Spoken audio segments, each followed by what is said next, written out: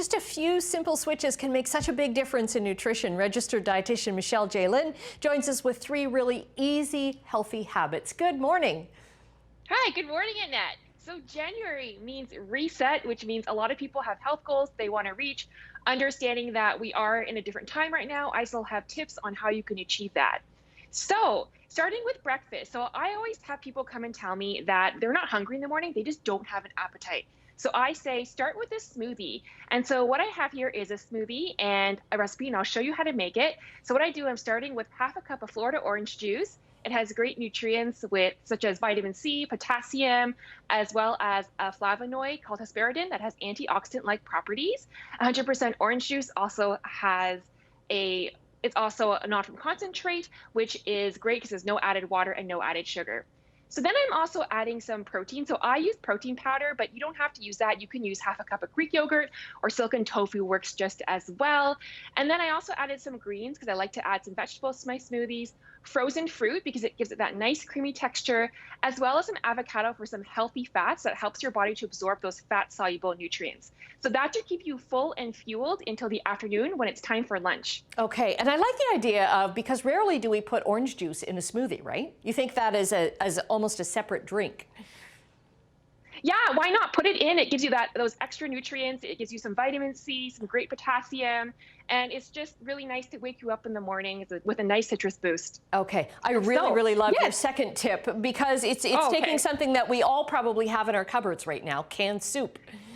Canned soup. So I say build a better canned soup. And the great thing actually about working from home, which a lot of us are doing, is we have access to a stovetop and a fridge that's full of healthy food. So I say build a better canned soup. You know, you can make it a little bit more homemade tasting, like add some aromatics. So I've got some garlic, I added some spices, and I added canned beans for extra protein. And then I also add some greens. So just adding some extra spinach or kale or whatever you've left around. And then it's a great, nice soup that you can have that's warm during this time of the year. And you know what? It's totally fine to use your canned proteins. So like your canned chicken, your canned fish, or beans. Understanding that it is a bit of a difficult time for many people financially, the canned protein is totally fine. It's totally good. Right. Should you drain it before you put it in the soup? Yes, it's probably better to drain it, maybe rinse it a little bit before you put it in, even with things like tuna or chicken. Those would also be fantastic things to go in as well, just to bump up the protein in our canned soups. Okay, and really spread that food dollar then. Yes, absolutely. It's something we definitely want to do, especially during this time. And they also last longer in your fridge and in your freezer and in your cupboards as well. So okay. And what's tip number 3? Yes. So when it comes to dinner, a lot of parents right now are not only homeschooling, but they're also working from home, and then they have to prepare all the meals. And I say simplify your supper. So I have a really simple frittata recipe that uses just some vegetables you have lying around, or just frozen ones as you like. Put it into your pan. And then I'm just adding eggs. I'm adding about 6 to 8 eggs, depending on the size of your family. Eggs are highly affordable, they're nutritious, and they're versatile.